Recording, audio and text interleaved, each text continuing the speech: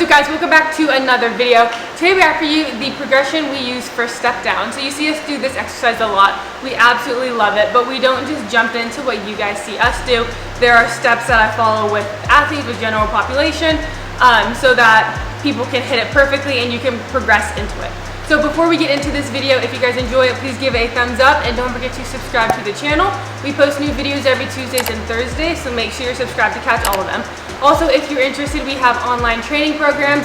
We have our snowboard training program out right now, Shred from the Start, with a bunch of various other online programs. We can do custom programs for you. So we have linked our programs in the description below. Click them to check them out. So when it comes to step downs, I think we have like a 5-step progression that we do. So the first thing that I always have people do is do it while holding onto the wall or having your hands on the wall. So you're gonna come next to a wall. It's gonna be in front of you. One foot down on the box, and then this other foot goes here and up. This takes a lot of the stability factor out of it, which is really hard for people, that stability part. So having your hands on the wall, you can kind of push against the wall, and it also helps with the correct form. So I always tell people the foot stays on the box, the other foot is doing none of the work. The foot on the box is doing the work. You're loading back, your hips go back, your knee stays over your toe when you do this. This foot hanging off, the heel simply taps the ground and we drive back up through the leg on the box. So when we're on the wall, we can kind of push into the wall so that our hips go back, we get the correct form, and we aren't losing our balance all the time. So that's step one. After that becomes pretty easy, I move over to the TRX.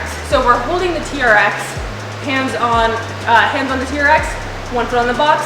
You're going down, so it makes it a little harder because it's more stability work for you, something that's not as stable as the wall. So TRX is next. After that, we can progress to a PVC pipe. So we come here, we grab the PVC pipe. I found it's a lot easier when you hold it on the side of the foot on the box versus down here, because it doesn't really reach too well. So we're here, we load down, we tap our heel, we stand up. It's even less stability than everything else, but it's still something to kind of help you.